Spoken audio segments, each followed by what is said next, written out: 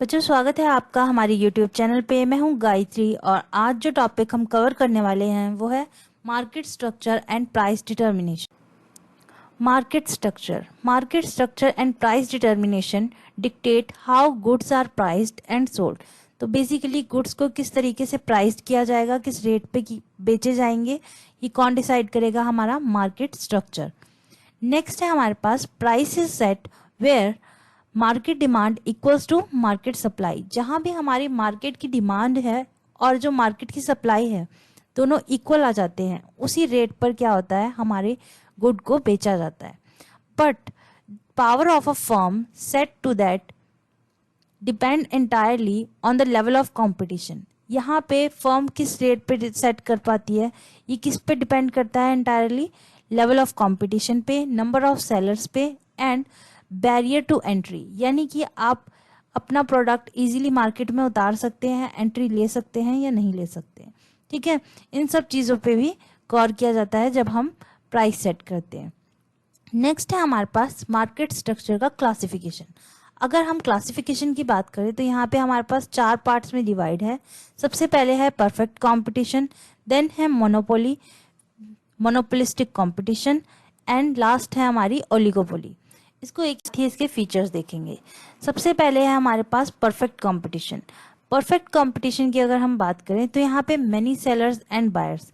तो सेलर और बायर दोनों ही क्या है, बहुत ज़्यादा क्वांटिटी में है। कोई एक सिंगल यूज़र या फिर एक फर्म मार्केट प्राइस को चेंज नहीं कर सकती। नेक्स्ट है हमारे पास आइडेंटिकल प्रोडक्ट्स।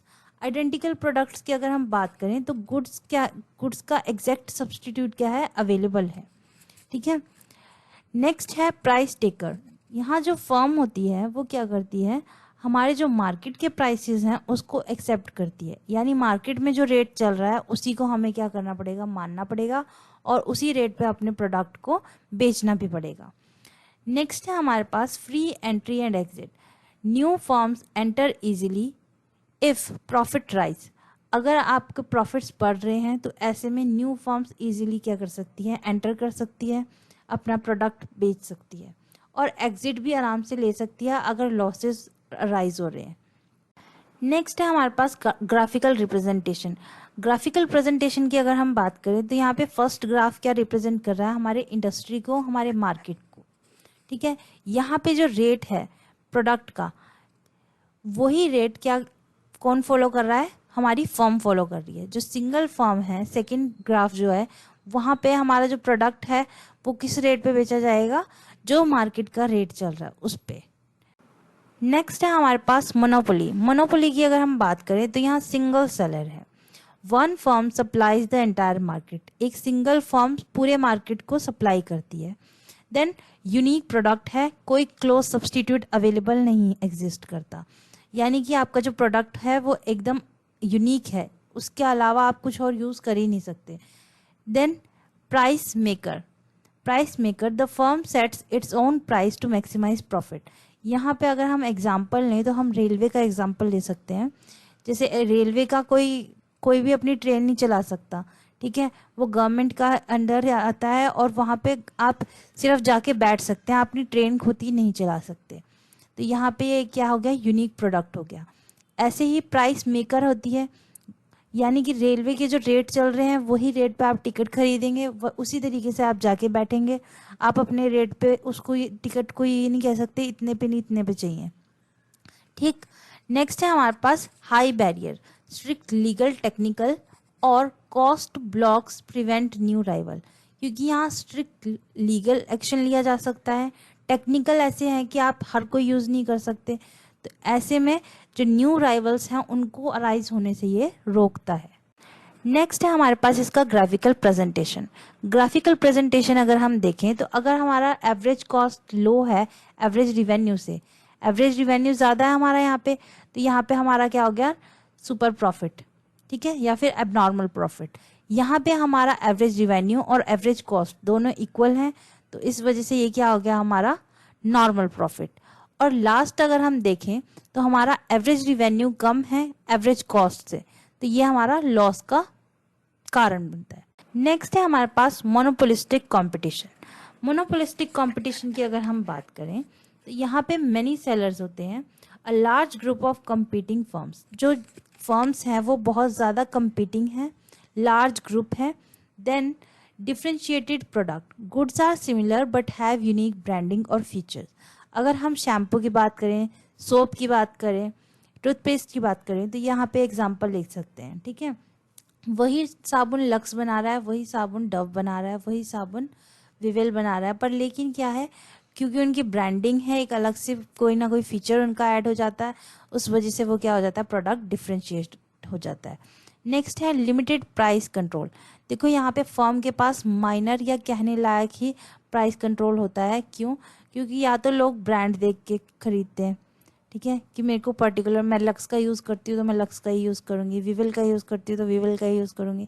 या तो लोग प्रोडक्ट देख के खरीदते हैं, अगर इन केस उनके प्राइस राइज हो जाते हैं, बहुत ज़्यादा बढ़ जाते हैं, तो वो हम क्लोज सब्सटीट्यूट भी ले सकते हैं। मान लो एक डव के प्राइस बढ़ गए, तो हम दूसरा साबुन लेके खरीद के यूज़ कर सकते हैं। नेक्स्ट है हमारे पास इजी एंट्री एंड एग्जिट। यहाँ पे लो हर्डल रहते हैं स्टार्ट और क्लोज करने के लिए बिजनेस को, ठीक है। नेक्स्ट है हमारे पास इसका ग्राफिकल प्रेजेंटेशन। अगर हम ग्राफिकल प्रेजेंटेशन देखें तो यहाँ पे एवरेज कॉस्ट कम है, एवरेज रिवेन्यू यानी डिमांड ज़्यादा है, एवरेज रिवेन्यू ज़्यादा है, तो ये प्रॉफिट की स्टेज होगी, सुपर प्रॉफिट की। और यहाँ पे इक्वल है, इसलिए नॉर्मल प्रॉफिट है। और थर्ड ग्राफ में अगर हम देखें तो हमारा जो एवरेज रिवेन्यू है वो कम है, और जो हमारी एवरेज कॉस्ट है वो ज़्यादा है, इसलिए ये क्या हो गया, लॉस की सिचुएशन। नेक्स्ट है हमारे पास ओलिगोपोली।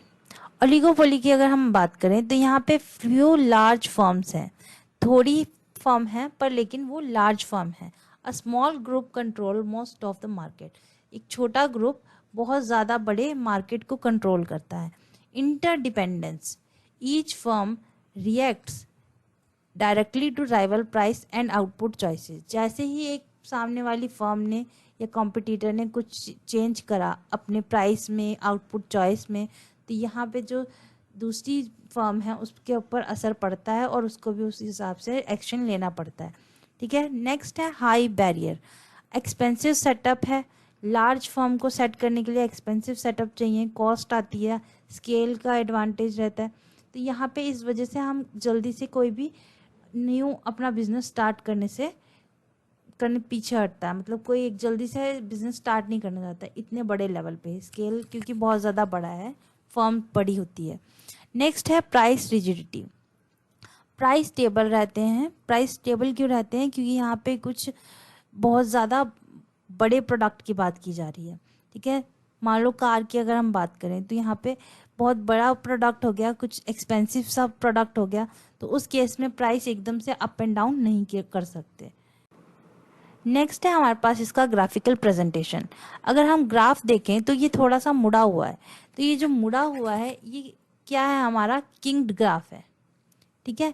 यहाँ से ये जो एवरेज रिवेन्यू बिल्कुल एकदम स्ट्रेट जाते जाते नीचे को चला गया, और मार्जिनल रिवेन्यू स्ट्रेट जाते जाते यहाँ नीचे को चला गया। ये किस वजह से हुआ है? हमारा किंग्ड ग्राफ।